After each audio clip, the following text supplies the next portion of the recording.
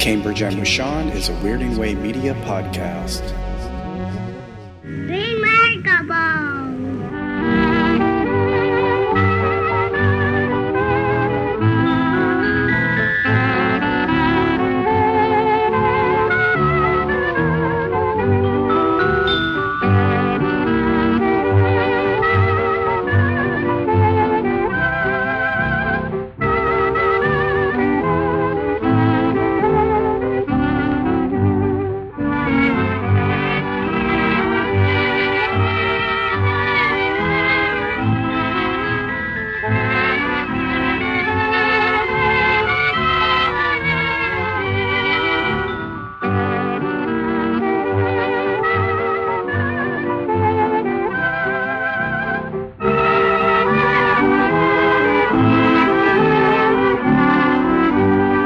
Hello and welcome to, I almost said Wake Up Heavy.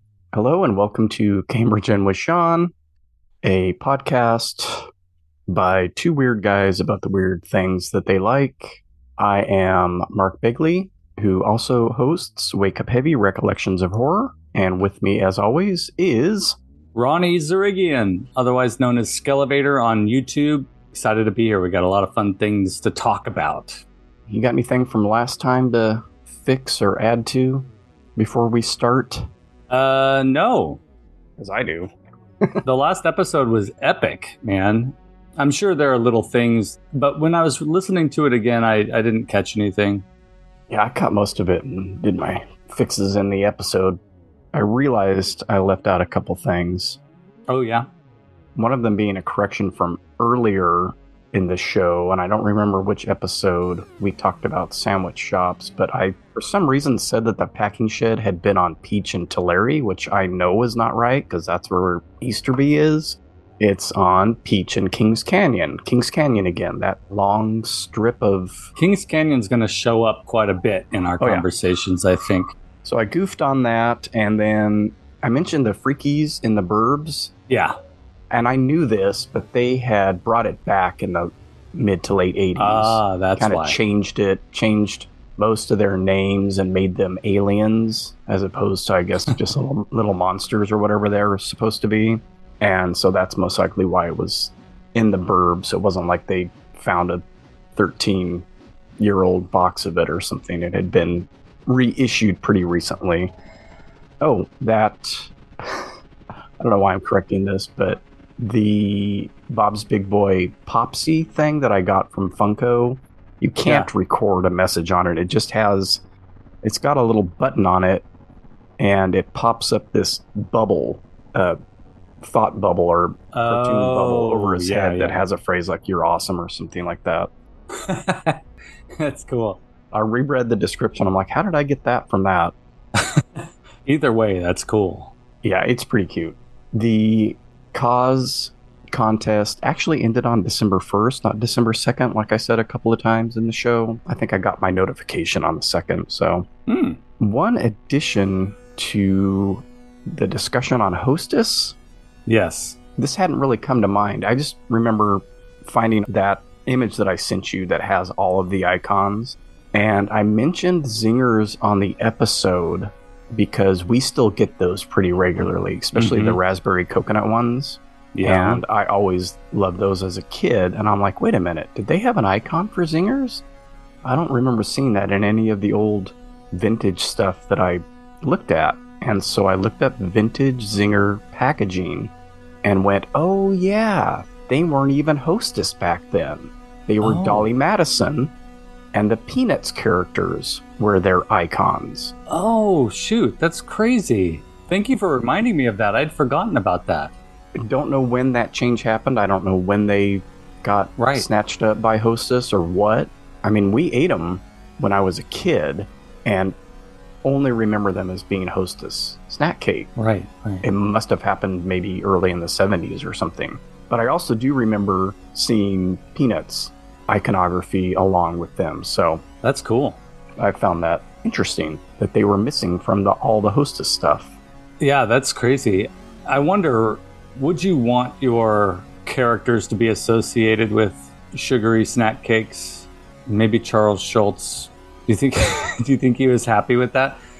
granted them the license, so That's true. couldn't have been too bothered by it.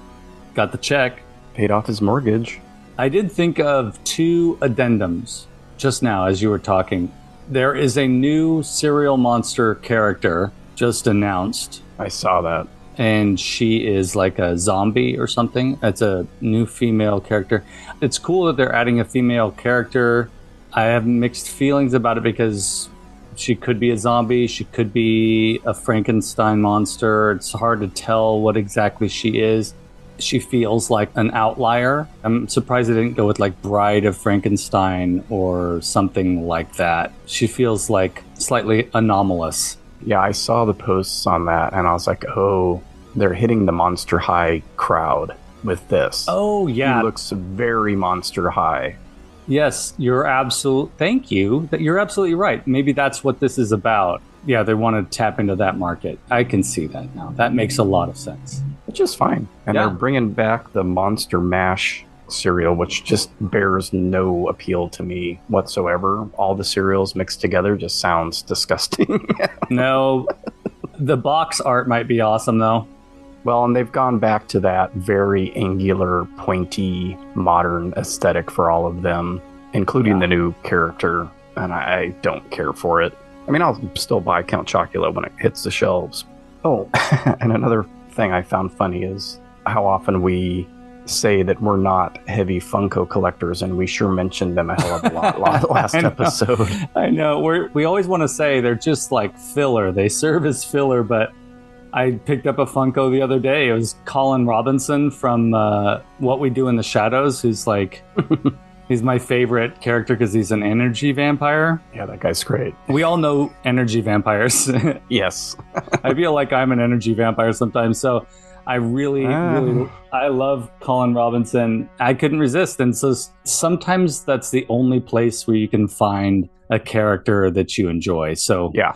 got to commend Funko Pops for that. Yeah, they really attack every license possible. Yeah, it makes sense. And of course, they're dumping $30 million worth of stuff in a landfill so they can write it all off. They really should build like a Funko Pop island out of melted Funko Pops or something and put them to use. Build a building or something. Then you don't get a tax break, Ronnie. Dang it. All right, my other addendum is it's Grimace's birthday coming up. Tomorrow, as of this recording. Oh my gosh, that's right, tomorrow. It's really weird. This is going to come up later on in today's episode a little bit. It's that same thing where you throw something out into the ether, you start obsessing on it, and you don't really know why, and then suddenly it pops up in our collective consciousness, like it becomes a thing again. Zeitgeist. Yeah, the zeitgeist. And I feel like after our episode where we talked about the McDonald Land characters, we've had Hamburglar return, and now Grimace is returning, and I kind of love that. I get sucked into the rabbit hole of conspiracy theories and stuff sometimes. I don't adhere to them, but they're super fascinating to me. And that one theory that we are in a created world as opposed to Simulation. Simulation as opposed to everything being natural.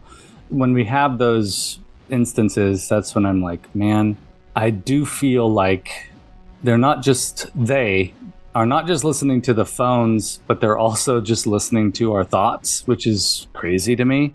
It's exciting. And I looked into the t-shirts. They're not going to be available to us, only to people who work at McDonald's. They're really cool Happy Birthday Grimace t-shirts.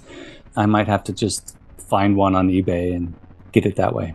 You could try and butter up an employee at the one by Fashion Fair. I mean, the one by, well, it is by Fashion Fair, but the one by Frozen State. Go in there and slip somebody $20. Yeah, I might wander in there and do that. I'll have to see if I can find the best deal, and I'll pick you one up too. Hey, Johnny, give me one of them shirts. I got a crisp $20 here for you. And you're like the 10th guy that's asked me that today. Know. It's so funny, too, because with things like that, I am pretty, shameless. I will walk into the place and be like, hey... There's no harm in asking. No harm in asking. And better to get information than imagine that the information is unavailable to you. Yes, don't berate a McDonald's employee who's not making enough money to deal with your Right. shit, but, it doesn't hurt to ask. Hey, Yeah. you guys selling those Grimace shirts? I really try to not be an asshole. I try to go in there and be as friendly as possible. Maybe buy a thing just to show. Like if I go into Target looking You for could toys. buy the Grimace meal that they're going to be releasing. Oh, heck yeah. Wild blackberry shake or whatever it is. Yeah. Purple shake. Purple milkshake. I'm definitely going to try that. Got to try it. Get some nuggets, get a shake. I know you're going to get the Big Mac. Yeah, I probably won't be going. Unless there's something that goes with it. Yeah. Have you seen a Hamburglar commercial, though, since he's been back? Yeah. Okay. Yeah. I've only seen not print ads, but a picture of a billboard and just stuff online, just marketing on social media. They were showing up on Hulu. Oh, huh. The Hamburglar commercials. They haven't been popping up lately. That phase is past. The billboard's still up on Highway 99 when I'm driving into work, and I did catch some of those commercials. There were like 3 different ones, I think. I'll have to look them up on YouTube then, because I haven't seen any. And I think the actor who was the headmaster at the Rushmore School in Rushmore, he's also in Succession and... Yeah, Brian Cox. Brian Cox, yeah, thank you. I don't know, I was blanking out. I think he's narrating those. He narrates most McDonald's commercials. Oh, he does? He's been doing it for years. No wonder. Well, I was like, that's great that they got him to narrate this. I thought it was just for the Hamburglar. No, he's been doing it for years. Good for Brian Cox. Yeah, it's right. an odd. The first time I heard that, I'm like, like I said, this was years ago. Like, is that Brian Cox? What the fuck That's is he a doing? weird choice. Hey, like when Michael Caine says, he's never seen Jaws 4, but he's seen the house that it bought and it's beautiful. There you go. So. And Brian Cox is a smart choice. If you want somebody's voice to really like bring you in, he's got a great one. He does have a great voice. It's just odd though that this I believe he's Scottish. Yeah. Actor is doing Shakespearean actor, basically. Yeah, and he's doing his American accent for these McDonald's. It's odd. It's strange. Odd. I feel like someone has a sense of humor on the McDonald's team.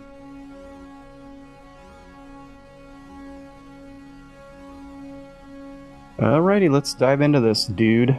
All right, let's get into it. What's your first obsession for Cambridge and with Sean, episode 7? All right, so this first one, both of the obsessions that I picked today stem from the same place, but the first one, I get to share a lot of embarrassing facts about myself. So buckle up. Buckle in, buckle up. Either one. Either one. All right. So the first choice is Charlie Chaplin.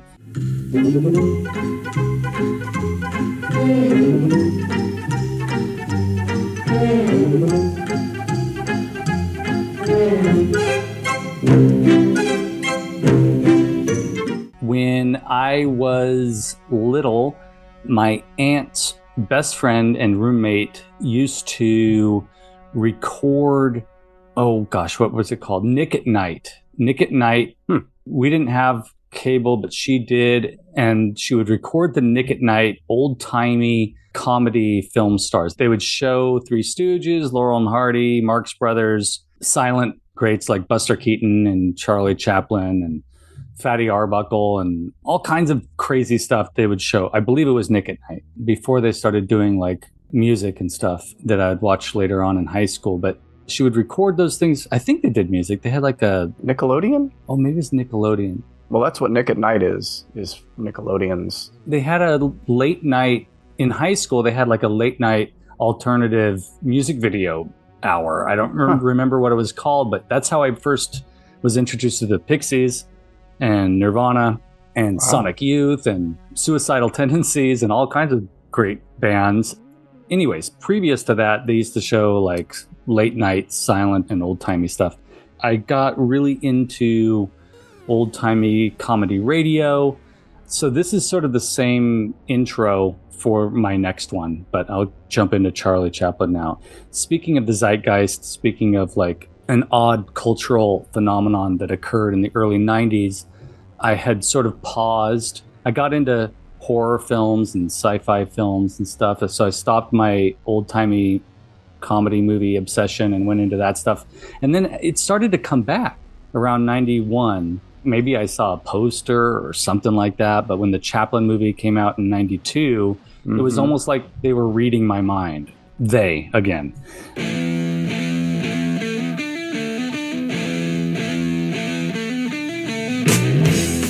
Here we get into the embarrassing stuff. I started to collect silent film shorts on VHS. They were starting to come out. They were starting to hit stores. I would pick up one when I could. By then, I had my first job, which was at McDonald's, and painting holiday windows so I could set aside money and go and get these things. And I started collecting them. And then I feel like the announcement came for the Chaplin movie with Robert Downey Jr. I went off the rails a little bit. My freshman year of high school, it was all about Charlie Chaplin and Buster Keaton. Every chance I'd get to go to an antique store and get old-timey looking things, I would. I had like a little old-timey briefcase, and I found a derby and a crushed top hat. Crushed top hat. Yeah, it was really cool. I probably got mercury poisoning, which just explains a lot of the slowing of my speech. My speech. Spit it out, son. There you go. Okay, so this is the embarrassing part. I would wear this stuff my freshman year of high school. I'd wear suspenders. I would wear the hat, and I had found we brought up Valley Novelty before. I found a bamboo cane at Valley Novelty. And then the movie came out, and it just fueled the fire. I was like deep into it. Soon after that, in 1993, this movie Benny and June came out with Johnny Depp. Yep. Johnny Depp was embodying Buster Keaton and a little bit of Chaplin too. I think there's even he does the roll thing, the dancing of the bread rolls. It's not a bad movie, actually. I like Benny and June. Not a huge Johnny Depp fan, but there are some movies where it's like awesome, and Fear and Loathing in Las Vegas and Benny and June. Ed Wood. Oh my God. We got to talk about Ed Wood future episode. Thank you for the reminder. I'm writing it down. Writing it down right now. I also have Young Frankenstein on my list. Ooh.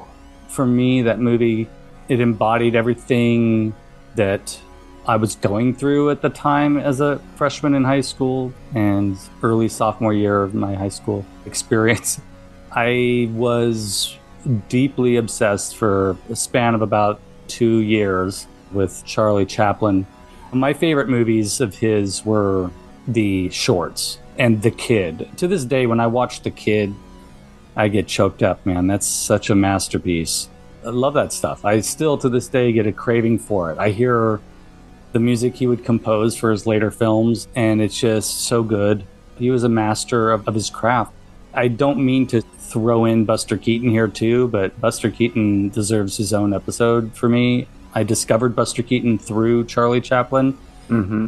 So I'm appreciative of that because Buster Keaton is a whole other beast. Yeah. So cool. The early 90s for me were about discovering great bands and dressing up like a 1918 to 1925 silent film star. I didn't do the Adolf Hitler mustache or anything. I did wear the hat. I did wear the baggy clothes and took my cane to school. Oh my gosh. I keep thinking about it now. I'm like, what was I doing? I see these inspirational posts all the time on Instagram and Twitter, and like, no one remembers the stupid thing you did in high school, but I guarantee you everybody in your class remembers you dressing up like that to this day. Remember that kid that used to dress up like Charlie Chaplin? Yeah, what the fuck was his deal? Oh yeah. I wonder what happened to him. I got called names. I went to high school in the mountains, and already, if you go to high school in the middle of nowhere, there's already factions of strong belief systems in place. I don't want to get into details. For me to be dressing like that in a fairly small school with a high population of conservatives, I did get called a lot of names. I did it to myself. I'm glad I did because it proved to me what I should and should not do, but that ultimately we got to do what we got to do to make ourselves feel good. Yes. above all, no matter how embarrassing it was and thinking back on it. I've been slowly going through pictures from my mom's photo albums. Maybe there's pictures of this. Oh, I hope so. I haven't run across any pictures. I'll have to, next time I go visit her, I'll have to look at the later photo albums, high school years. But man, to this day, I have a deep affection for Charlie Chaplin, a deep affection for old-timey comedians. I saw Chaplin in the theater, actually. And I think I saw it at the UA that was showing all the art films during that time. Yeah, that's the one I went to. I don't know that it was necessarily included in that whole... That's something we need to talk about, too, is that stretch of time when that UA was basically a repertory cinema on an episode. The one on Blackstone, right? Yeah. Yeah, that's where I saw Chaplin, for sure. Maybe we were at the same show. Maybe. That doesn't top me seeing Eraserhead the same day in London as Peter Strickland, though. So, but still, that's pretty cool because we didn't know. Yeah, that's amazing. I can just imagine people. Like, how many people have I sat in movie theaters with that I was unaware of? Yeah, that's why that little tidbit always blows my mind. That Chaplin movie is pretty good too. I don't think I've seen it since then, to be honest with you. I watched it a lot. 31 years ago. I mean, maybe it doesn't really work in today's climate because Chaplin made a lot of crappy decisions regarding his love interests being underage and so on and so forth. I don't know if that movie holds up in that regard, but you got to tell the truth. And this guy, he was deeply flawed. As many of them are. The one thing that really bugs me about Hollywood movies about flawed, famous people is that they have a tendency to romanticize aspects of their flaw. You and I have talked about Barfly a lot. I think Barfly succeeds in not romanticizing Bukowski's flaws. It's difficult to, I mean, pretty much every other Hollywood movie that I've seen has a tendency to do that when it's a biopic, like The Doors and Chaplin's one. And don't get me started on that Doors movie. Oh my goodness. It's like, there's a whole other, I think. Don't get me started. Seriously. A whole other ball of wax. I'm on Sunday truck out prison, motherfucker,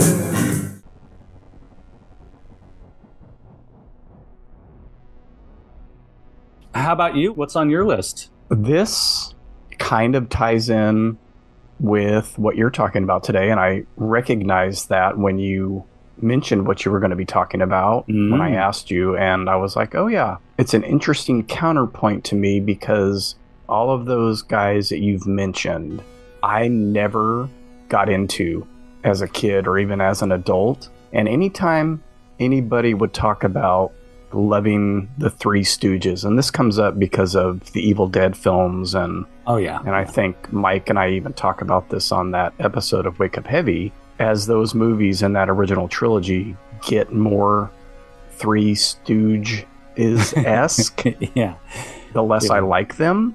Yep. I always point to this as my alternative to those, and it's Our Gang and or The Little Rascals. Yes, yes. Over there, it was big old hippopotamus, and boy was he ugly, looked like the boogeyman. That is my old-timey go-to for comedy and even some dramedy. You know, if you watch all of them, they get pretty heavy sometimes. Oh, yeah. That's the humor that I like. I've never been a slapstick guy, so the Three Stooges have never appealed to me.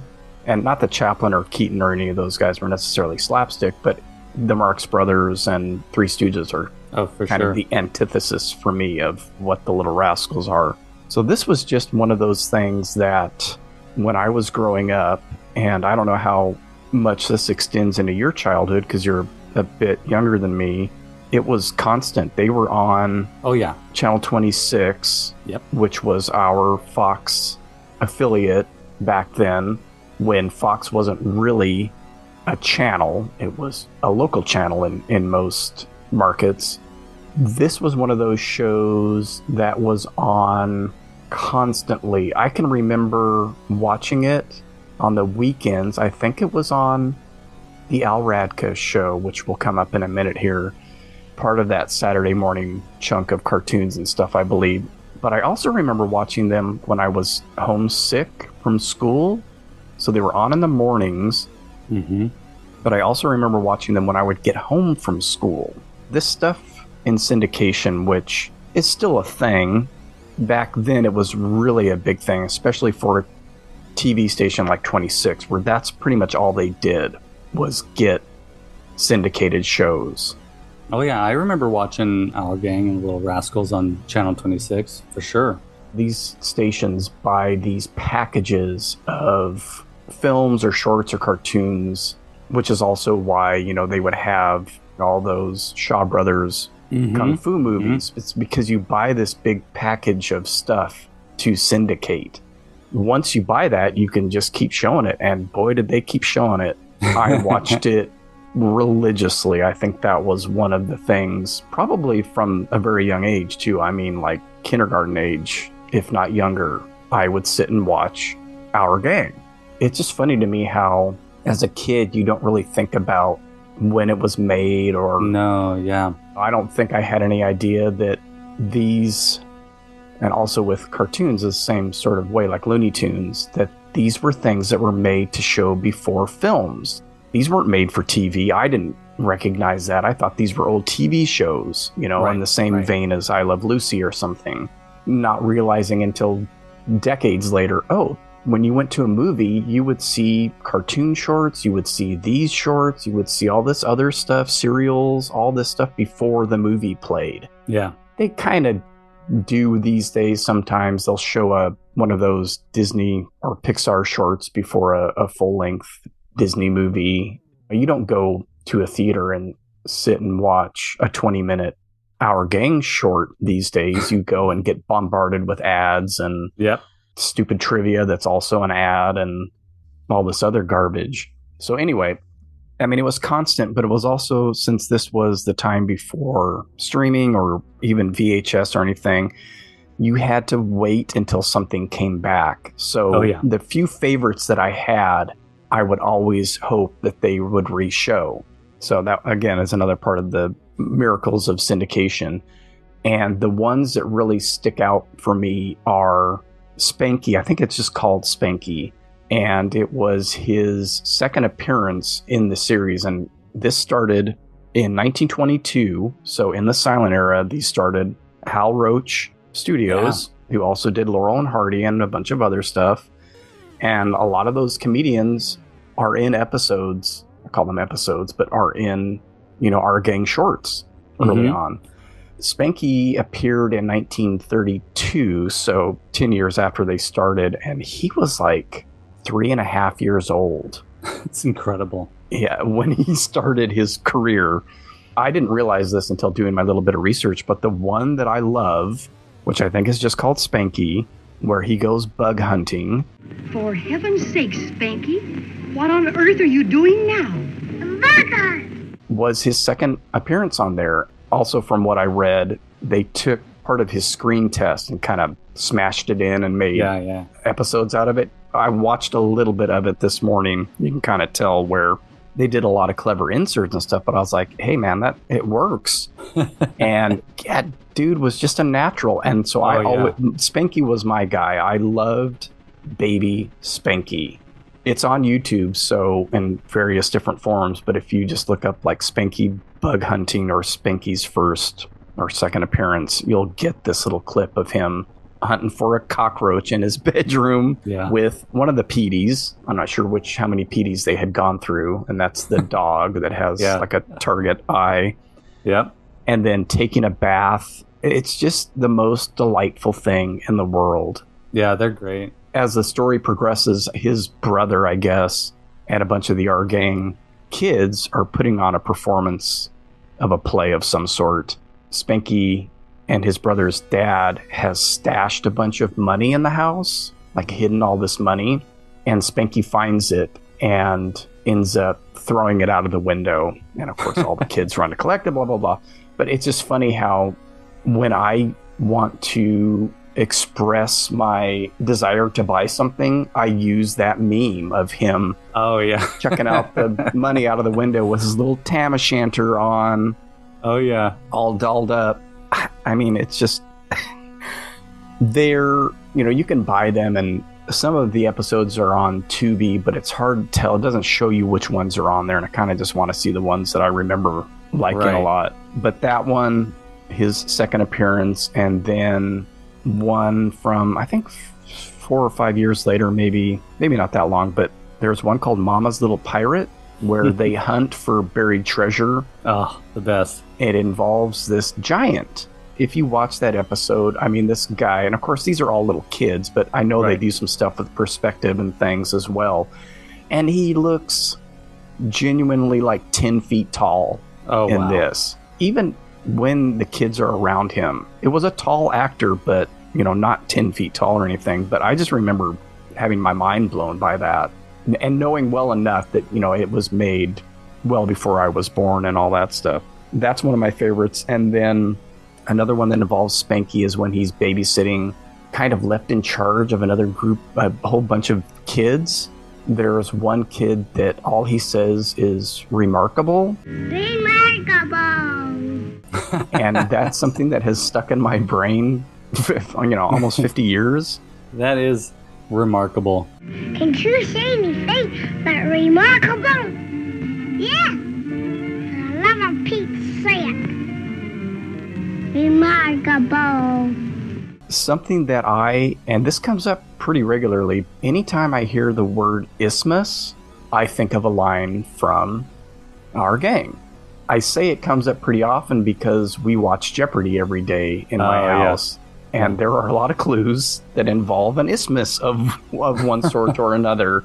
So anytime I hear the word isthmus, I either mutter it out loud or say in my head this line from Little Rascals. I knew them as Little Rascals when it was syndicated. They were called Little Rascals. Yes. But the original shorts were introduced as Our Gang, Hal Roach's Our Gang. So what's the line? And this is interesting because it's a misrememory. But oddly enough, I'm not the only person that misremembers it this way. They had a lot of scenes in the school with their teacher, Miss Crabapple, which I'm sure influenced The Simpsons. Right. So I thought it was a scene in the schoolhouse, and the teacher asks one of the students, can you use the word isthmus in a sentence? And he says, It must be my lucky day. So I looked that up. And I found the clip, and it's not in school. It's one where they're all in an orphanage. It's called Mush and Milk. That's the name of the short. And so they're all at a table, and they're getting fed this gross mush and stuff. Yeah. It's like the headmaster of the orphanage asks the character, that's his name, because he always says, So he says, can you say a sentence using the word isthmus? And he's like, And then he says that line.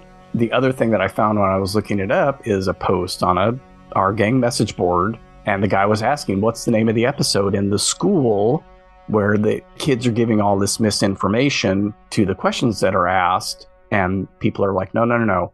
Those are two separate episodes. There is one where they're saying the incorrect thing in school, and that's this episode, and then the isthmus line is from Mush and Milk. And I was like, oh, see, interesting, because I pictured it very clearly in my head that it was a kid standing up in class saying that line.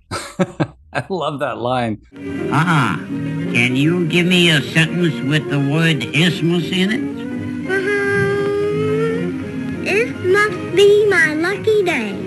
That's the other thing about the show last episode. I sure did go clip crazy, but... Oh, no, I like that, actually.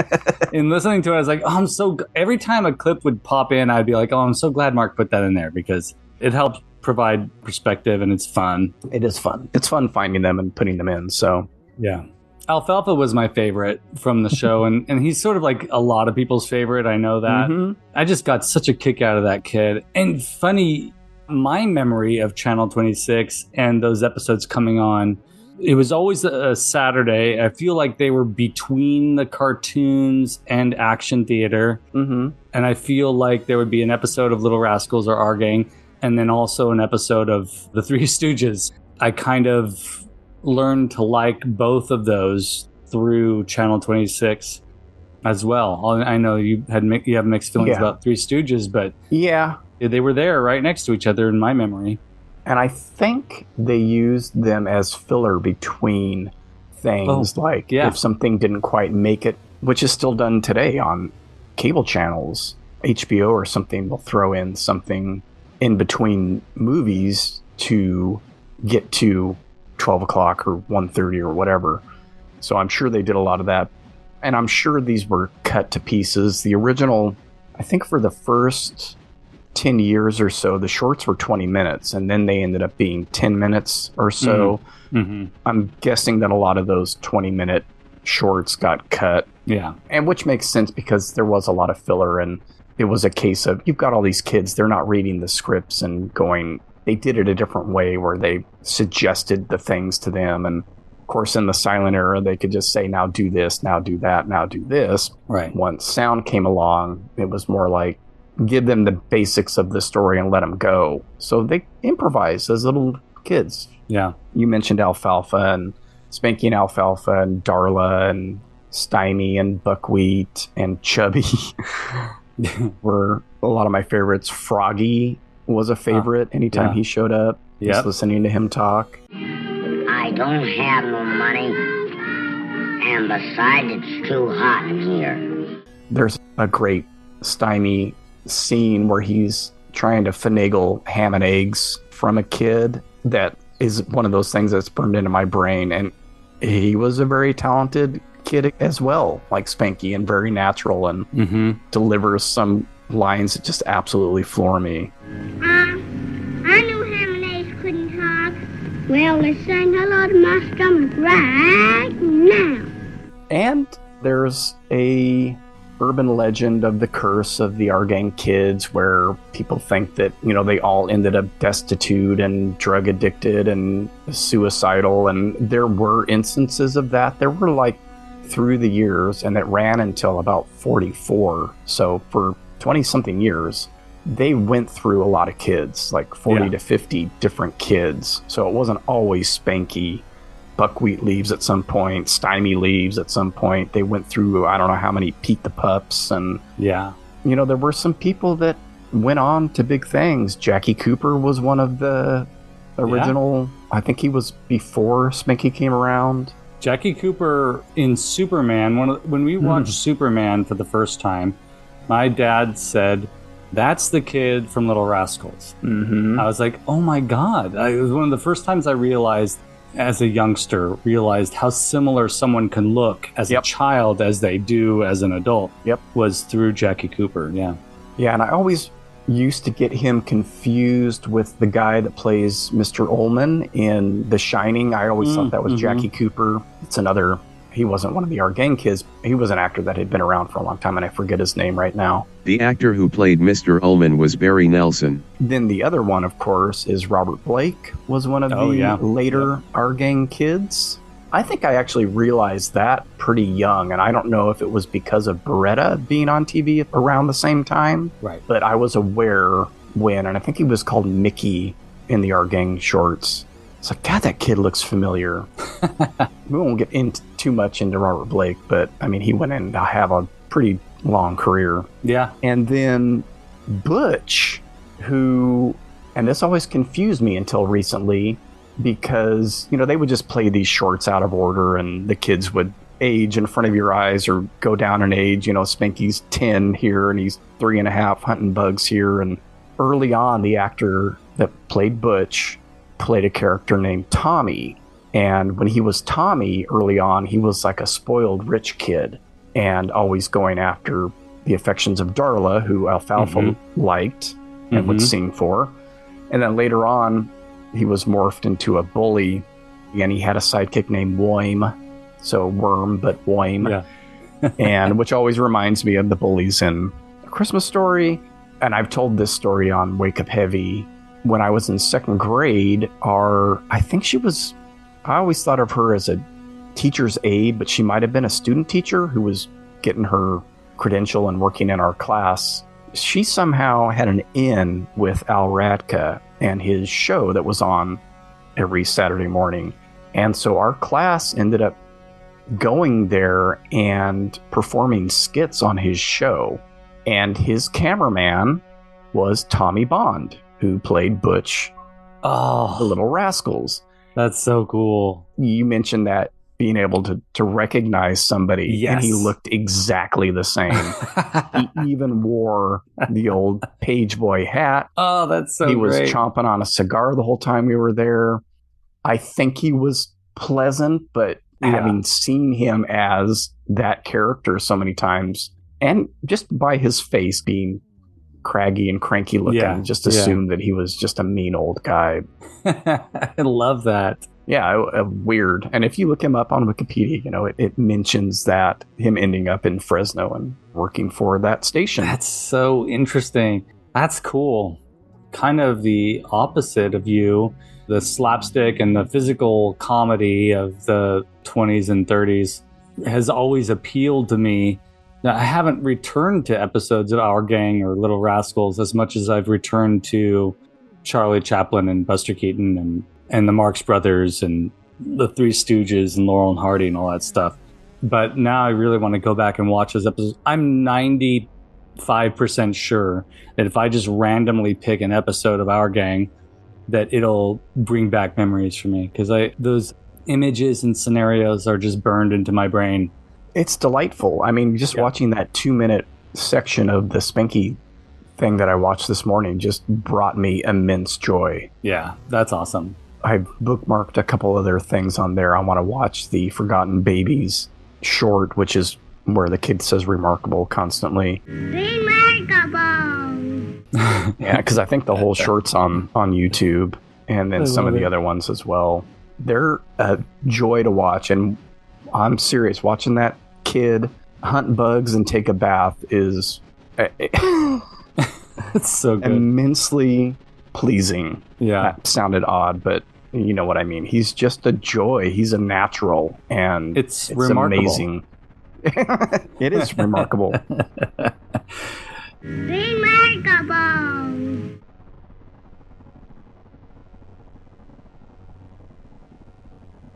That's a good lead-in to my next one, unless you have any more to say about... I won't get into the whole race thing, but I think as a kid, I'll end on this. It was nice to see white and black kids play together and figure out problems together. It's kind of funny in the Wikipedia entry. It says that it was praised for its inclusion, but if you go through the list of episodes, many of them were either edited or pulled completely from syndication because of racial stereotyping, as well as a lot of the instances had to do with portrayals of women in the shorts and all this other stuff. So, I mean, look at it from the time they were made, the 20s and 30s mainly, and a little bit into the 40s, and it wasn't very progressive times. Yeah, well, this next guy that I'm about to talk about, definitely a problem in that regard. There are a lot of things like that we are challenged with the idea of accepting them because of the time in which they existed, of appreciating what else these things had to offer. Inevitably, similar to what I was saying about romanticizing Charlie Chaplin's exploits, early episodes of Popeye, some episodes of Laurel and Hardy, definitely some early Looney Tunes things, early Disney cartoons. There's a reason why they have been either edited over the years or just simply have disappeared, and I get it. I have a problem with that because if you're not able to... I mean, let's take Song of the South for an example. Yeah. Disappearing something doesn't erase the problem, and it doesn't give people an opportunity to discuss it. Oh, yeah, exactly. We all know it'll never end up on Disney Plus. I look at TCM, who shows, I want to say Gone with the South. Gone with the Wind? Who shows that a lot. And it's a glamorization of bad time in history. They usually preface it with a discussion on that. Probably most of the Our Gang stuff that I saw as a kid were the edited versions. I know that there was still some sticky stuff in there in regard to Stymie and Buckwheat. I mean, Buckwheat early on was dressed as a pickaninny, and later on, you really couldn't differentiate between them and the other kids based on their looks or their outfits or anything, but there were still jokes made at their expense, and they spoke in a very stereotyped manner a lot of the time, not all the time. Yeah, I'm with you on that. In order to learn how to move forward, if we keep disappearing things from our consciousness or from our culture, from the past, those big mistakes, my fear is that we regress and that we don't learn from. And there's a lot of aspects of our current political climate that makes me feel like we're regressing in some ways. Yeah, absolutely. I wonder, is that partially a result of trying so hard to cover up our previous mistakes as opposed to look at them critically? And I do think that that's a problem. Disney, as you mentioned, Song of the South, has been proponent of that issue, especially with that film. They have tried harder these days on Disney Plus, including little disclaimers at the beginning saying, hey, this is not how, we do not support this kind of thing. Or just to say this includes... Yes, exactly. This might tobacco include use. tobacco use, racial stereotyping. Right. Exactly. Etc. I think that's important. It's like, this is a lighter version of that. But, Steven Spielberg, when he revised E.T., he released the original version of E.T. along with the revised version of E.T. Yeah, and the revised version doesn't really exist anymore. It's gone out of... If you catch it on streaming or anywhere else right now, it is the original version. And that's the way it should be. I'm not going to say that's the way it should be because every artist should have the opportunity to revise their work. If you do what George Lucas did, which is blasphemous in my opinion, where you just completely remove the original version of your films, that's taking it too far.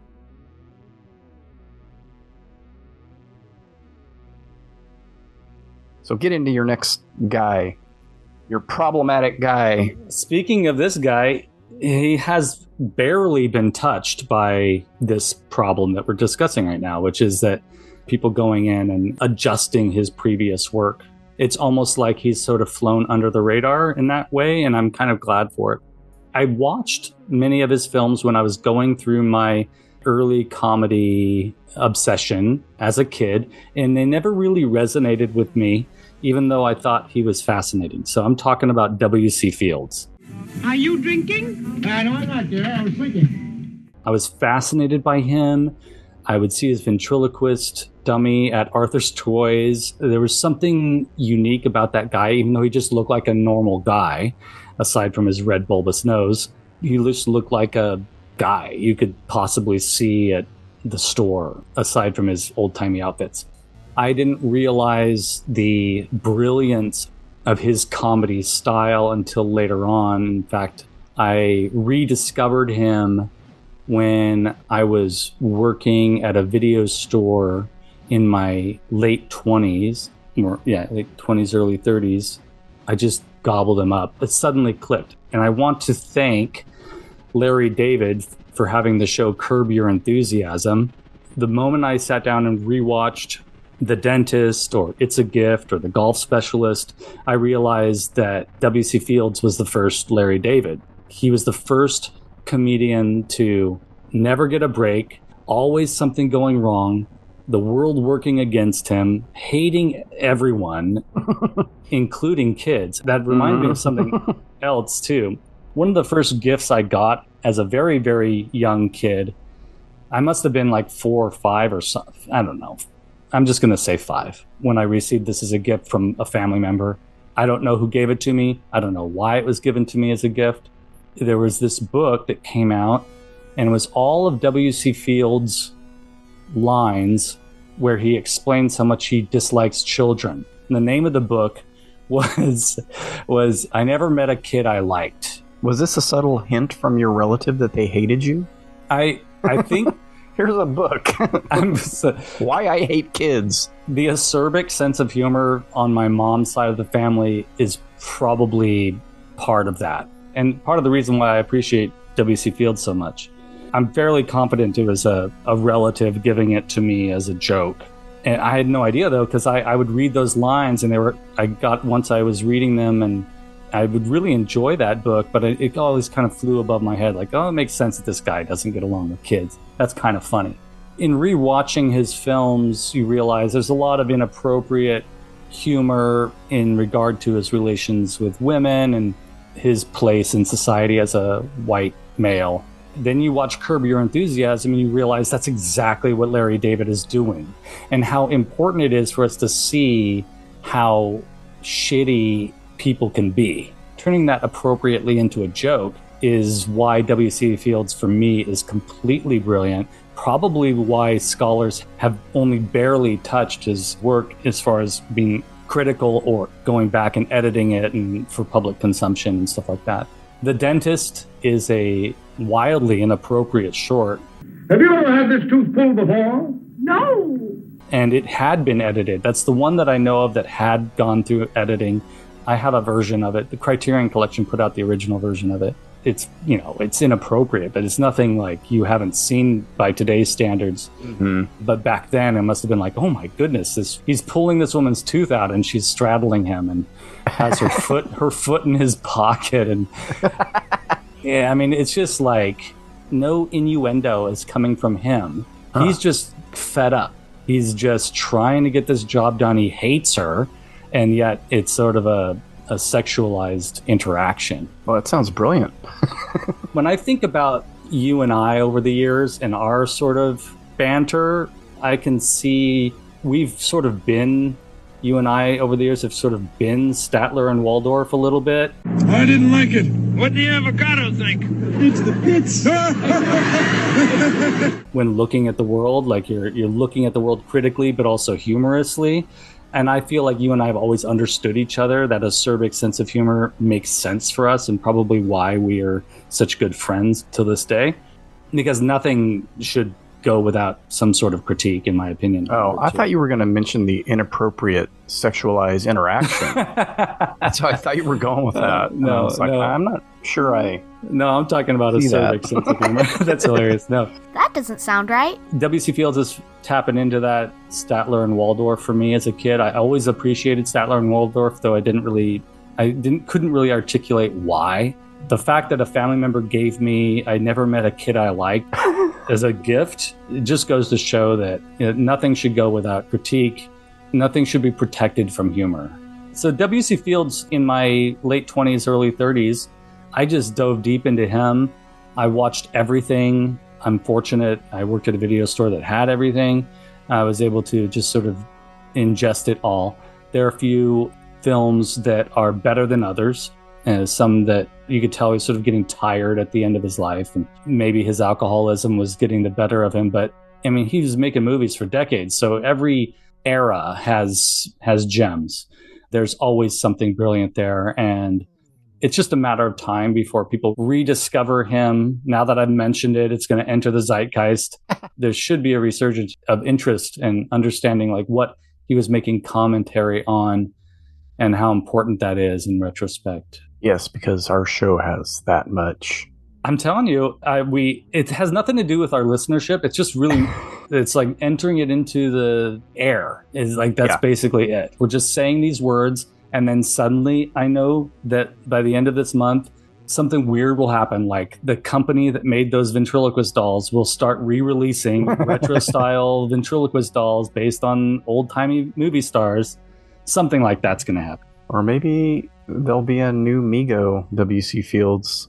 The company that does, and they're not Mego, but Figures Toy Company, they do the Three Stooges from different films in different outfits. They have quite a few series of Three Stooges figures.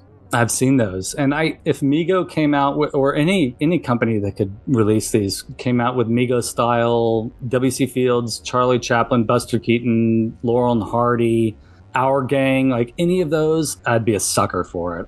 Our Gang were Migos back in the day. I don't think they've reissued. I don't think anybody's reissued them in the modern era, but there were Our Gang Migos. They deserve a reissue. I want to stand Alfalfa next to W.C. Fields, next to Officer Big Mac, and just take a picture of them in the yard, and that would make my millennium. In regard to Alfalfa as being one of those people, a lot of them continued on in movies, maybe not past like the 50s, but I always get a little happy surprise when we watch It's a Wonderful Life, and Carl Switzer is in there. That's right. Yeah, I forgot about that. as an older teenager. Yeah. And get some lines, and at that dance when the pool opens, he's there, and I don't remember when I realized that, but at some point I was like, man, that kid sure looks like Alfalfa all grown up. Did you ever watch the remake, the Little Rascals, like no, in the 90s? I had zero interest in that film when it came out. When I was working at the movie theater, that film had just hit. So when I'd go on my break, I'd sit in there sometimes and watch a couple minutes. No, it's not good. There is no way the kids in that movie could have the natural charm of the originals, so it held no interest. I'm sure there's people who will argue with us on this, but I will say from the bits and pieces I have seen, just not a great movie. That ain't it. No. Yeah, I just watched a movie, probably on TCM, and I think it was before he was a bigger star and was the lead in movies. But I was like, hey, who is that guy? And I was like, oh, it's W.C. Fields. So I have no idea what movie it was.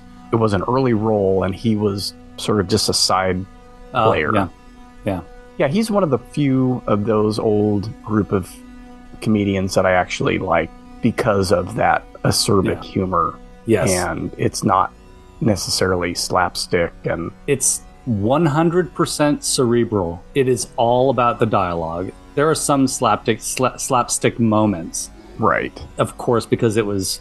I mean, that's kind of how he got his start in vaudeville. I mean, Chaplin got his start in vaudeville, too. He got his start in vaudeville, W.C. Fields juggling, essentially. And he was a really brilliant juggler. And so the slapstick is there. But once the silent film era was over and sound had hit the mainstream, he was all about that dialogue and the timing and the responses, the shitty things he would say under his breath. That was so funny. I mean... It's no wonder I didn't get it as a kid. As a young adult, I was like, whoa, this is like everything I want to see right now. He's great. And to this day, he's... oh, you know what? And I need to say this too. In rewatching the Marx Brothers later on in life as well, I realized that was happening with Groucho. That Groucho was totally doing the W.C. Fields thing too. Groucho had a lot more to say. And so the writing there is brilliant too. But if you're looking for cerebral, acerbic humor, not intellectual by any standards, but smart, Groucho, and W.C. Fields is the master at that. And Groucho's great too. And I thought about the Marx Brothers. They deserve a whole other episode, and it's just like Buster Keaton does, because the Marx Brothers are brilliant too. Keep that on your list. It's there. You're drunk. Yeah, you're crazy. What? And I'll be sober tomorrow, and you'll be crazy for the rest of your life. What?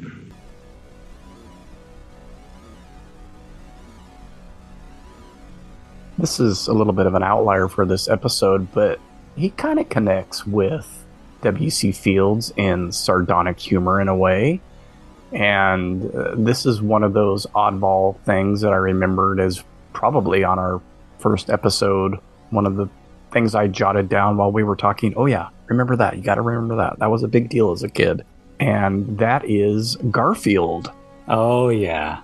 The not so lovable orange cat. And well, let me give a little bit of history, because this is all new to me. I didn't really know much about his history, just kind of exploded onto the scene when I was younger. So it was started in 1978, but goes back a couple years before that, because he appeared in a comic called John, who, is his human caretaker, I guess, for lack of a better term. Created by Jim Davis in 1976. It ran in local papers wherever he was from, somewhere in the Midwest, I think. Like a lot of those, and I was trying to think of another example of like a breakthrough character where that wasn't the original intent, and then you get feedback, we really like that cat. And so that becomes the lead. So he went into syndication in 78, but I don't think the Fresno Bee got him that early. That seems to me, in my personal history with comics or with this obsession, that seems a little early to me. That would have been 9. And I feel like this happened at an age where I recognized that I was too old to be into him this much. Yeah. So I feel like I was at least in junior high. It could have been younger because of the books, and we'll get to the books in a minute. But as many kids did, I read the comics, the funny pages, as they're always called in movies and TV, pretty religiously as a kid. I don't think I've looked at the comic section of a newspaper in 25 years.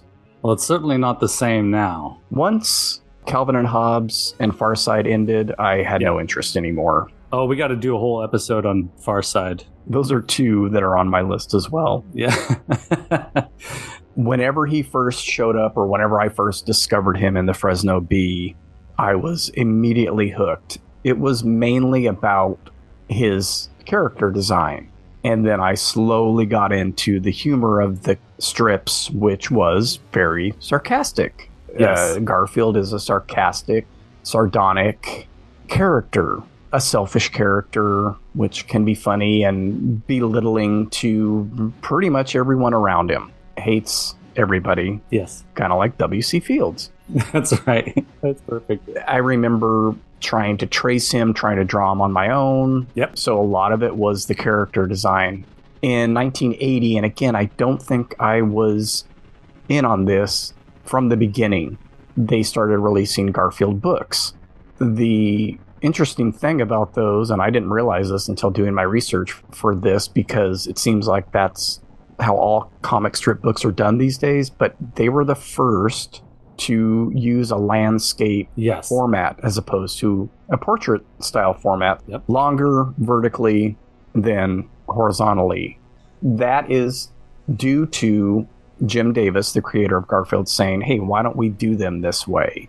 I would say and I think I still have them. I didn't go digging in the rafters. I looked up there and just realized all of the Christmas ornament boxes and all that stuff were in the way of like my personal stuff, and I had no interest. Sorry. Yeah. I just for the episode, I thought about it for half a second, saw what I was looking at, getting into, and said, fuck it, I'm not I get it. trying to, just so I could say like exactly how many of the books I had, but I had a bunch of them.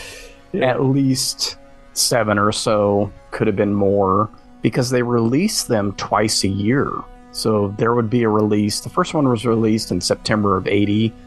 And then every year after that, it was like March, September, or February, August. So there were 2 every single year after that first one. And I bought a bunch of them. Oh, man. I don't know.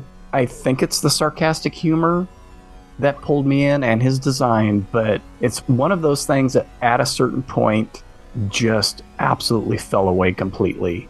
I was done, not interested. Yeah. It probably, I mean, I read the comic pages for a good while, and I'm sure he's still in. It was at some point the most syndicated comic in all of history. Yeah. I doubt that's still the case, but at his apex, at his zenith, it was in more papers than any other comic, which is surprising because, you know, the Peanuts were still around. Right. I had a similar experience with it. I got real deep into it. I learned how to draw them. I basically learned how to draw cartoon characters from him and Looney Tunes. And I bought a lot of those books too. And then, similar to you, it just done. Like one day, I don't know what it was, but one day it was just like, okay, I'm not interested anymore. But there was a good period of time there in the mid to late 80s. And I guess for me, it was late 80s, where I was just like deep into it and loved Garfield. And then I'll say this real quick, but he came back. He came back into my life just about 5 years ago when I discovered Garfield without Garfield. Yeah, I was going to bring that up. I'll just say, if you haven't read it, I highly recommend it. It is absolutely hilarious. It does remarkable things. It's so weird. Yeah. Anyways, I'm sure you have a lot to say about it. We'll come back to that in a minute here. Yeah. We'll talk more about it. So it was Garfield and his owner, or his human compatriot John, and then Odie, the dog who got terrorized by Garfield. And Odie was the pet of John's roommate Lyman, who disappeared at some point, like they do with things. You know, like the Cunningham's original older son disappears from the show. Mark is referring to the show Happy Days. Same thing happens with comics and other media. And the only other character that I really got into was Nermal, who was sort of Garfield's foil. Yeah. If I remember correctly, was kind of dumb and like innocent, and Garfield just couldn't stand him. But he was, incredibly cute.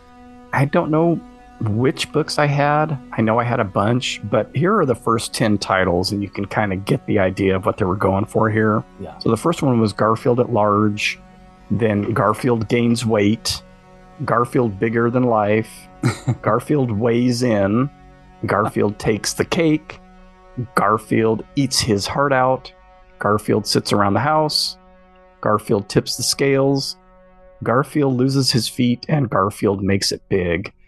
And there are like 40 of these now, and then they also get anthologized in large volumes where you get the first 3 together. And the only other things that I remember having beside the books when I was younger was a plush, and they made different sizes of this plush, but they were all basically the same design.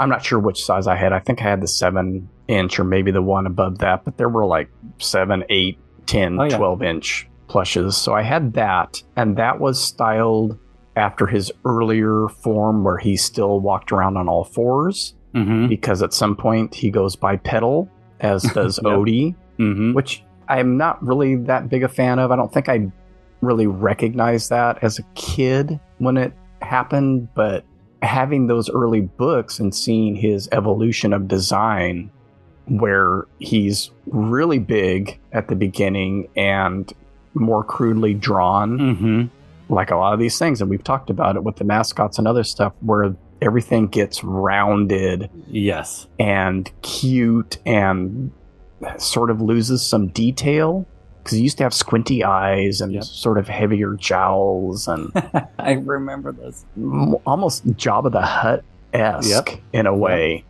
and then just gets streamlined and round and adorable or whatever. So I had a plush, and then I had a pencil topper, and I think I still have the pencil topper somewhere in this house, and I couldn't find it in the spot that I last remember him being in. So I have a feeling I passed him on to Cleo at some point.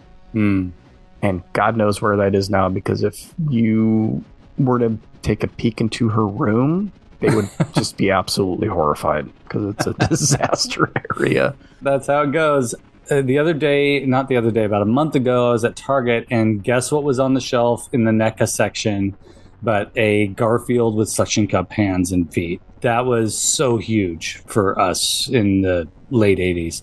Almost every other car on the freeway had that Garfield attached to the window. I think that's when I was like, I'm done, man. I can't. Yeah. It's just like ubiquitous now on every fucking car. I can't deal with it anymore. He's gotten too popular. I can't. I was an original. I liked him back. I could see you doing that. Yeah, and then my interest was piqued in him again, as you mentioned, with the Garfield minus Garfield strip, which so I came to because of the internet and followed that account on Facebook. However many years ago it popped up. And if anybody doesn't know what that is, it's this guy, and I have no idea who it is. Garfield minus Garfield was created by Dan Walsh. Took the Garfield strips and removed Garfield, and so it's mainly just Jim. Yeah. Mark meant John, Garfield's human companion. Jim is Garfield's creator. It becomes like an existential nightmare. It's so good.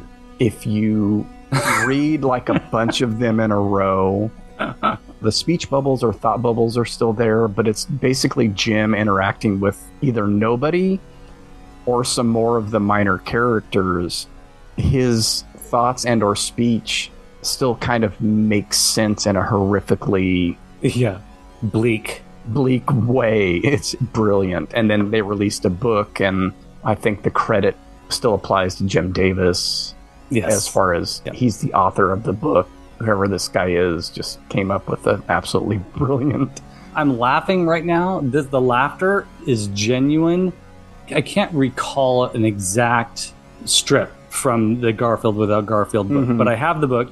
I'm laughing only because That's exactly was my reaction to the first time I saw it. It was out loud laughter. And every time I revisit the book, which I have, by the way, somewhere, and it came out in the exact same shape, 4x6 or 3x5 or whatever. Probably more 4x6. I'm laughing just at the thought of it. Yeah. I've never encountered a more brilliant way to appropriate something and turn it into a surprisingly hilarious version of itself. It is brilliant. It is. It's incredibly, again, I'm losing the word that I want. Just by doing that one thing, it turns it into a whole other thing that you wouldn't think would work as well as it does. And it just works wonderfully because of the original interaction of those two. Yeah, I don't even know how to explain it, but it works great. I have a word for it, and it's sad. And part of what makes it so funny is how sad it really is John just talking to himself. It's sad. And that's part of what makes it so funny. It's just so weird and sad. Which he is anyway with Garfield in the strip. And I think it hits that how bleak John's life is. It puts the pin on that. 100%. Oh, it's so good. I'm going to get that book out after our episode today and read it. The only other thing I wanted to mention about Garfield is that I remember the specials, and I don't know if there was ever an actual series. I remember watching the specials whenever they came out and not really liking how he was voiced. Yeah. It makes sense. It's actually that droll kind of delivery, but I think I imagined him differently in my head.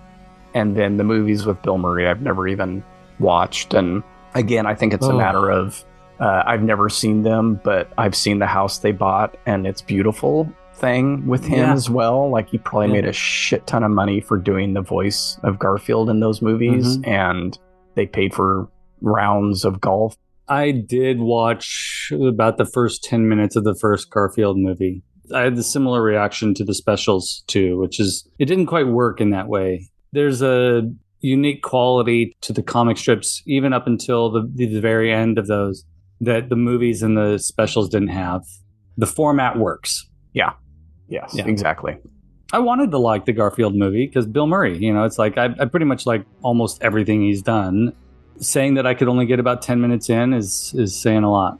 Yep, and I haven't even attempted. I think I've caught bits and pieces on cable, but no interest in sitting down for an hour and a half. I'm glad you brought up Garfield because it's something that I hadn't thought about for a long time until I discovered Garfield Without Garfield, and then I thought about it a lot. Then I stopped thinking about it. So it's good to hear that somebody else went through that journey too. Garfield was certainly a phenomenon. Yeah, massive. Very popular. And I know the books probably made that dude a ton of money. Oh, yeah. Good on him. We watched an episode of Eek the Cat. Do you remember Eek the Cat from the 90s, the early 90s? It is a very short-lived... Ariella remembered it, my wife. So we watched an episode last night with the girls, and it kind of holds up a little bit. It's sort of in this... It's like early 90s crazy, weird cartoon, sort of like Tiny Toons or whatever, the Beetlejuice cartoon. In that style, surreal humor. Eek the Cat wouldn't have existed without Garfield.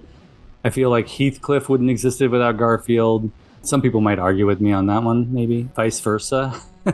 I'm pretty sure Heathcliff predates Garfield. Oh, we'll find out. Yeah, well, I'll put that in as a correction. Who came first, Heathcliff or Garfield? We will answer that question right now. Heathcliff was created before Garfield. But Garfield made cats funny. Hey, it's why we got our first cat, to be honest with you. Oh, I got we were dog people before, my parents. I can't really say my sister or I had much to say about it, but I believe that me getting so into Garfield was the impetus for us getting our first cat, and we have been cat people ever since. Cats are great. And cats are sarcastic little assholes, so... They really are. It makes sense. Rings true. Absolutely. And without them, we are just in an existential crisis. Yeah, as exactly. we saw in Garfield Without Garfield. Talking to ourselves about our bleak existence. Exactly. Oh, gosh. I got to reread that.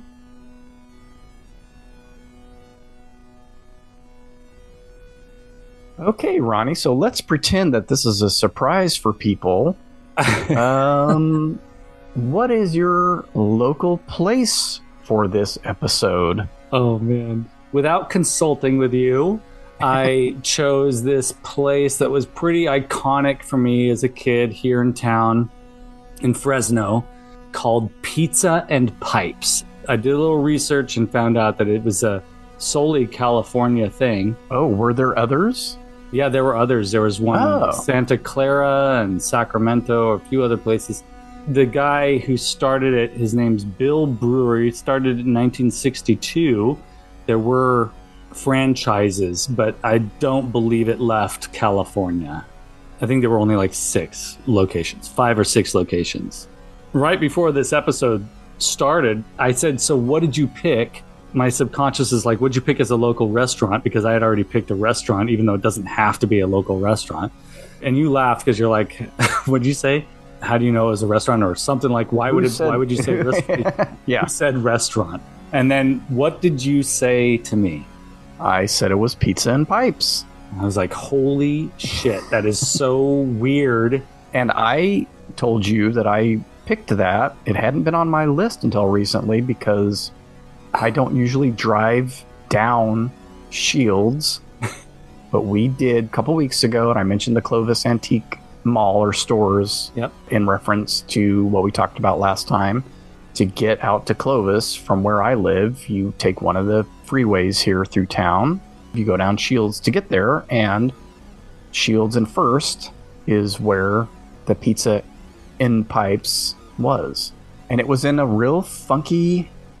I always thought of it in my head as a kid as a castle. Yeah. It was a 2-story turreted building. Wasn't it like shingles all around? Yes. Essentially, it was a box. You get inside and there's a box with 2 different levels. But on the outside, they had this whole facade. Yeah. Almost like a turret thing with shingles. And it was pretty epic if you're a kid looking at it. Yes. Across the street was Gemco, which was like a Target kind of store. And now that store is a Target. Mm-hmm. That same building where Pizza and Pipes is located is still there, and that's what you were saying when you were driving down Shields and you looked over to your left and saw it. It's now a Michoacan paletas shop, and I love those, so haven't been to that location yet. For many years, it was closed up after Pizza and Pipes disappeared. But this was one of those places where you would have your birthday party. Yep. Really the only reason, I'm sure people went there for other reasons, the only times I ever remember going was for somebody's party. I may have had one there myself. I kind of don't think so. I almost always did parties at home or went to a movie, but I know I went to tons of birthday parties there. Yeah. And they had pizza, which I don't recall being all that good. I don't remember the pizza quality at all. It was more about the atmosphere for me. It was filled with arcade games, and there was a pipe organ. Gigantic pipe organ.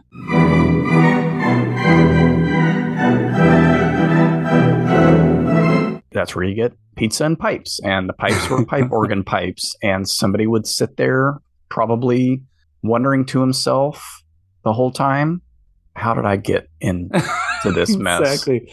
It was always just a normal dude, too. Like, I don't believe there was a costume attached. It was just a person that they hired to come and sit down and play. It almost looked like a customer could be playing it. The few times that I had been in there toward the end, no one was playing it. When I was very young, people would be playing the organ. And then when I was just a little bit older, getting closer to when it would close up, the organ just be sitting there. Probably cost too much to keep it up. Probably. And I did read in my research, that some of the locations simply replaced the keyboard with like a Yamaha electric keyboard. Rather than maintaining the pipe organ itself, they just replaced it with a synthesizer of some sort. Now, did they show, I just had this thought, and I don't know if I'm making this up, but did they show like silent movies? Okay, so I know exactly where you're going with this.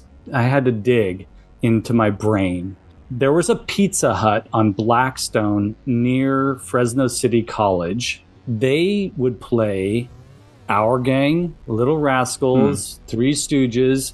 I don't recall seeing short, old-timey films at Pizza and Pipes, but I do recall them showing at that particular Pizza Hut. Yeah, see, I wouldn't have that memory, though, because I never went to a Pizza Hut as a kid. So maybe I'm actually combining memories. I couldn't say, but I know my misremembering wouldn't be because of that, because I've never been to a Pizza Hut. You're not missing out on much. This is a future local place, but we went to a particular pizza place. Oh, yeah. Every single time we wanted pizza when I was a kid. That's on my list. We're not going to mention it now. We won't, because I have a lot to say about that, too. I'm pretty sure we're talking about the same place. Today, I was going to talk about Chuck E. Cheese, but then I thought that's sort of like McDonald's. Yeah, that's not local. That's a whole other deal. It's not local. Also, I was obsessed with that as far as animatronics. Like, animatronics was a huge thing for me. That's a topic for another episode. Exactly. Now, here, help me with this. We're doing this right now. You didn't know I was going to bring this up. I have this weird memory, and it could have been just a party thing, like somebody had their birthday party at Pizza and Pipes, but I have a weird memory of a costumed hippopotamus, like a person in a hippopotamus costume. I dug through all the images online of Pizza and Pipes. There are no characters attached to it, but I have a very strong memory of a purplish hippopotamus character costume. And if you don't remember that, then it must have been just sort of like someone that they hired for someone's birthday party that just happened to be there. Well, not necessarily, because I don't remember a whole bunch about it other than it having a pipe organ, going to birthdays there, and the only other thing that it really had going for it were arcade games. Yeah. I believe on the second level. Yep. And I was never a big arcade game player, never a big video game player, because I sucked at them and they cost money to play, and it felt like a waste of money to me. It is. So I usually just watched people play. That was the only really other draw, because like I said, I don't think the pizza was all that great. Anywho, yeah, Pizza and Pipes. I had no idea. I didn't do any research because I was just going off of the birthday party aspect of it, it being one of those. And there is another one of those places that was a franchise, but I sort of consider local, that we'll probably get to at some point, that was in Fig Garden Village. That was the other birthday place that people went to a lot. I'll mention it after the episode, but it's wondering on my list. about that one. I guess we didn't have very many options as kids in Fresno for birthday locales. I can say right now, though, I've never been to a Chuck E. Cheese. Oh, man. So you miss the era. I mean, if you go to Chuck E. Cheese now, our youngest, we had a birthday party there for her years ago, and it's not the same. Chuck E. Cheese has changed substantially. When I was a kid, it was like a dark, interesting, and strange place with rooms that had animatronics in it. There was no video element aside from the video games in the arcade. Now it's all sort of digital screen. Don't give away too much. Oh, yeah. You're getting me off on off on a tangent here. But we'll go back to Pizza and Pipes just to give people an idea of the size of the organ. That's what she said. It was a Wurlitzer theater organ. So if you've ever seen one of those 2-story tall theater organs, that's exactly what it was. And it was epic as a kid going in there and looking up at this thing. The person playing was on a tall pedestal, probably about 6 feet above the ground. Not pedestal, but stage. Yeah. The pipes would extend all the way to the ceiling. And when that guy would be up there playing it, I say guy because I only saw dudes playing it. When that person would go up there and play, it would be boomingly loud. Like the decorations were kind of like a restaurant. I don't know how else you'd say it. Like it reminded me a little bit of like old spaghetti factory. Yeah, there were old-timey pictures on the wall. Old-timey pictures on the wall. And could have been local. Could have been Pop Laval stuff. I don't know. Could have been. And then it was a giant organ. It was a very relaxed but novelty experience. Harkening back, it started in 1962, but they were definitely harkening back to an earlier era. I mean, just the thought of a pipe organ, which the only real experience for me was in a church. Yeah. Because some churches had big pipe organs. Yep. This was really the only other place to experience that. Yep, for sure. Didn't have any silent theaters in town still with pipe organ. And some places do, some places have theaters like that have existed for decades and they still have their pipe organs, but not Fresno. I have very fond memories of pizza and pipes. To this day, I'll never know about that hippopotamus, whether it was just a dream or if I actually saw somebody in a costume. It's part of my memory. I think it's strange that we came up with the same thing. That's just hilarious. Where can people find you outside of Cambridge and Washawn? Well, it's kind of an exciting time for my YouTube channel. I just reached the level of monetization on my Skelevator YouTube channel, nice. Which has allowed me to expand some of the things there. I created a little shop over there for Skelevator and Toy Frenzy stuff, and maybe you and I can talk about incorporating some Cambridge and Washawn things there. But it just happened this week, so I'm excited. If it pays for a sandwich here and there, I'll be stoked. And, Instagram is another place where you can find me under the moniker Skelevator. If you're interested in my art and my writing, you can find me on Instagram under Ronald Zarigian _projects. That's it for me. How about you? Where can people find you? People can find me at my other show, Wake Up Heavy, Recollections of Horror. On social media, you can find me at Wake Up Heavy on Twitter, Instagram, Facebook, and Letterboxd. Linktree.com/WakeUpHeavy. Last thing I didn't mention that I should mention, folks are Instagram enthusiasts. You can find Cambridge and Washawn on Instagram. Go become our friend over there. Alrighty, until next time, have a great month and a nice summer, and hopefully where you live it doesn't get too hot and there aren't any wildfires. Yeah. We'll see you then. Next time it'll probably be blazing hot here and we won't have our windows open. That's exactly what's going to happen. Until next time, thanks for listening. Bye-bye. Bye.